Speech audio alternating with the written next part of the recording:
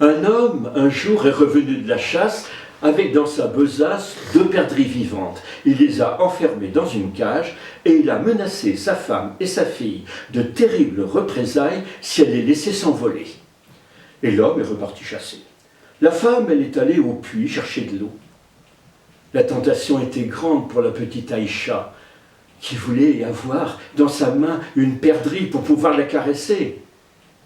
Elle ouvre la porte de la cage, les 2 perdrix, ivres de liberté, s'envolent, passent par la fenêtre ouverte et disparaissent. La petite Aïcha court vers sa mère tout en larmes. « Mon enfant, qu'Allah nous vienne en aide, il nous faut partir avant le retour de ton père. » Décision bien difficile pour cette femme qui attendait un enfant et qui allait bientôt accoucher. Elle a mis dans un sac de la nourriture, des vêtements. Et la mère et la fille sont sorties du village, ont commencé à marcher. Et tout en marchant, elle maudissait ses parents pour l'avoir forcée à épouser un homme violent et autoritaire.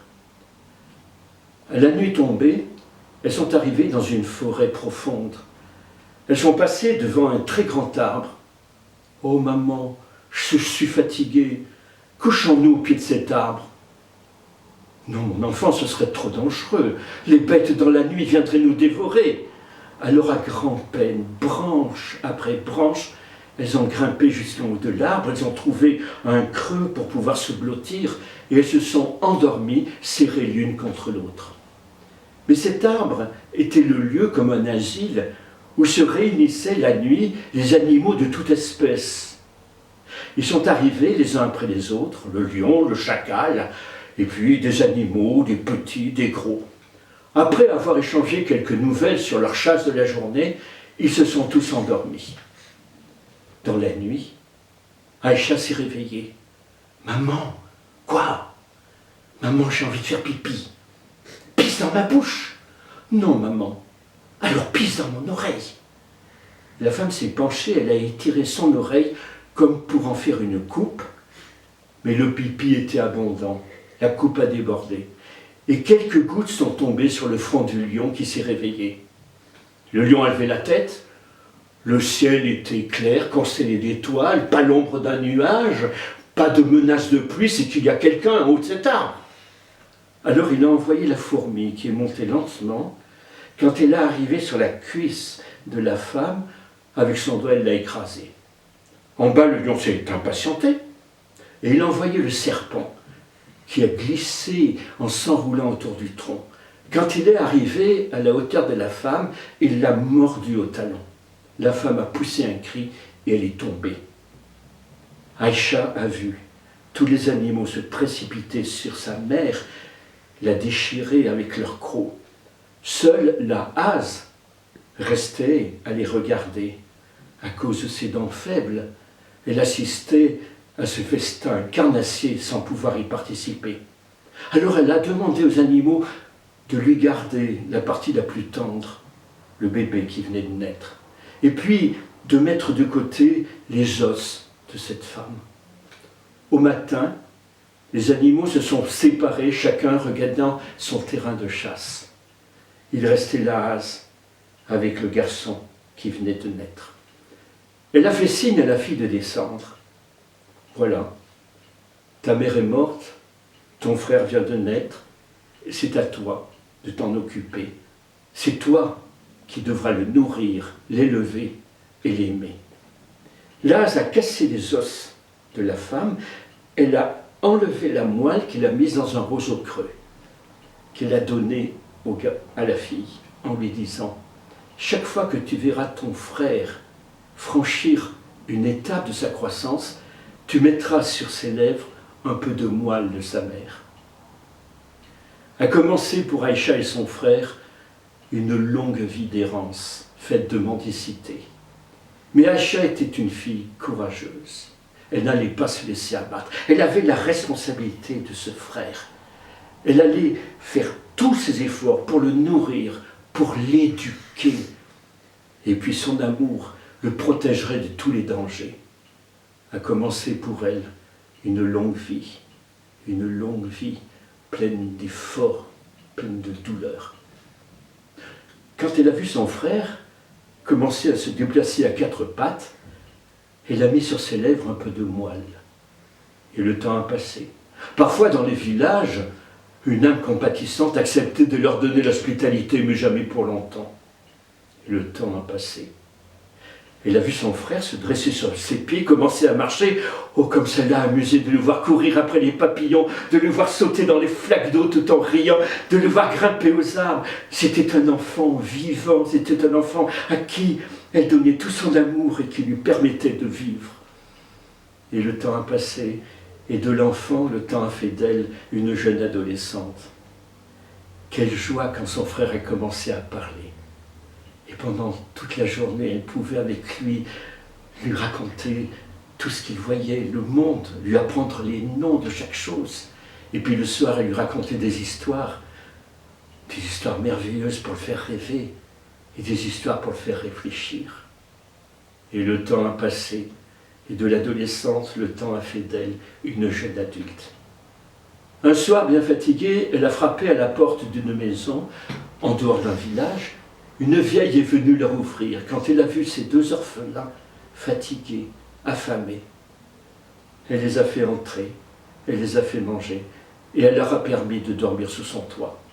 Et le lendemain, après avoir entendu leur histoire, elle a dit, ou plutôt, elle leur a proposé de rester avec elle, en échange de quelques services. Et la vieille n'a pas regretté sa décision. Oh, elle était heureuse d'avoir de la jeunesse pour un peu animer sa solitude, l'égayer. Et puis Aïcha était une fille active. Elle avait pris en charge peu à peu tous les travaux de la maison. Et puis toujours le sourire aux lèvres et la chanson à la bouche. Et son frère, un bon petit, dynamique, affectueux, respectueux, plein d'imagination. Et elle s'est prise tellement d'affection pour ses deux enfants qu'en mourant, elle leur a légué leur maison, sa maison. Et Aïcha s'est installée en pensant qu'elle allait enfin pouvoir se reposer, mener une vie tranquille et heureuse avec son frère. Elle l'a inscrite à l'école du village. Elle-même, elle a trouvé un petit travail comme servante dans l'auberge du village. Et puis, le jardin avait été négligé par la vieille.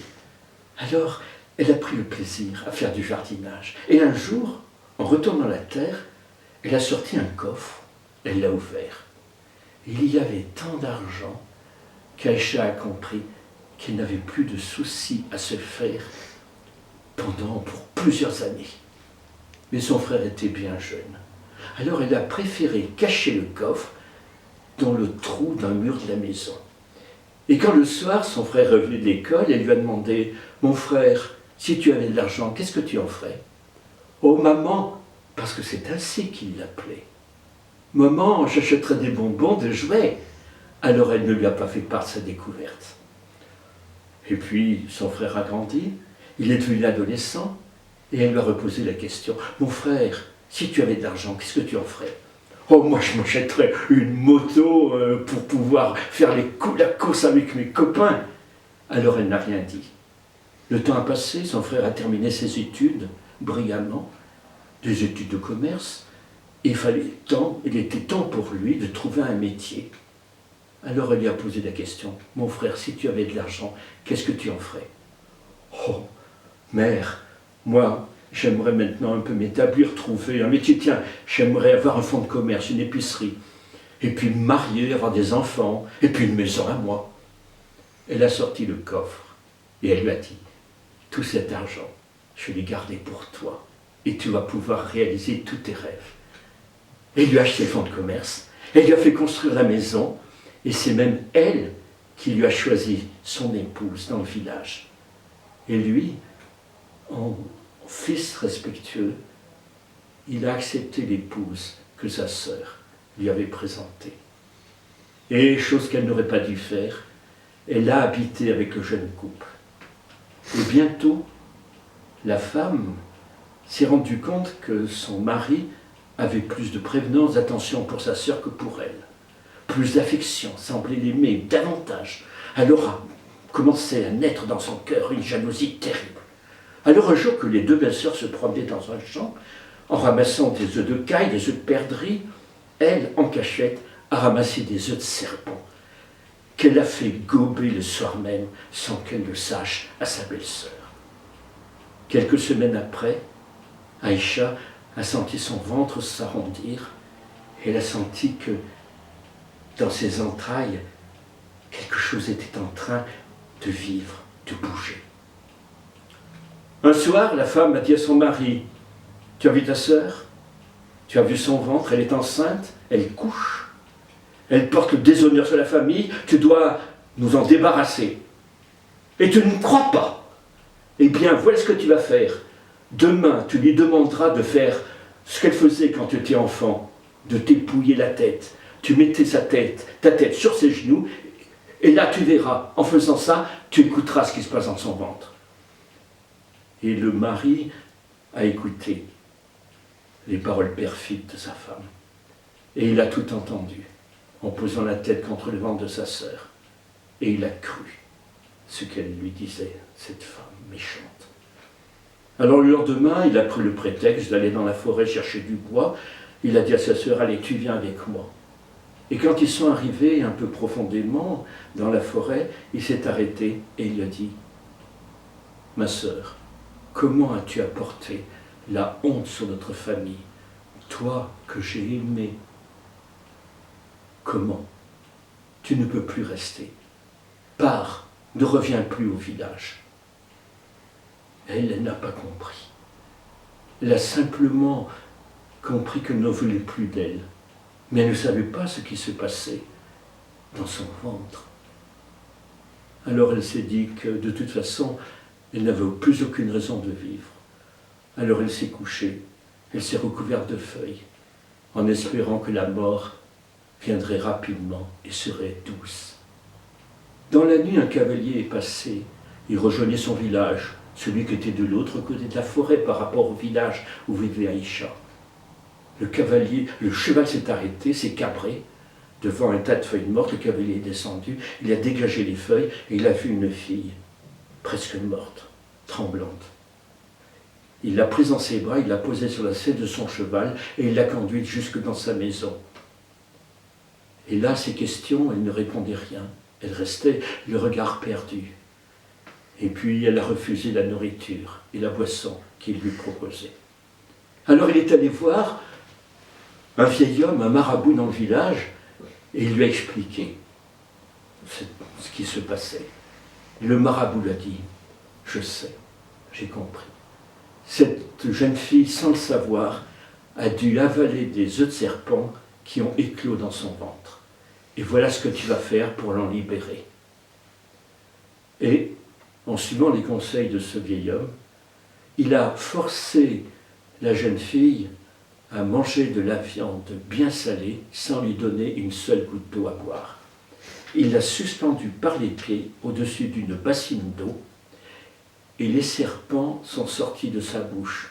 7 serpents attirés par cette eau, qui était si assoiffée. Et au fur et à mesure qu'il sortait, le jeune homme les tuait à coups de bâton. Libéré de cette progéniture terrible, elle a retrouvé les couleurs de la vie. Elle a retrouvé la joie de vivre. Elle a mangé à nouveau, elle a bu. Elle a regardé ce jeune homme avec un regard plein de reconnaissance. Et lui, il a écouté son histoire parce qu'elle a parlé.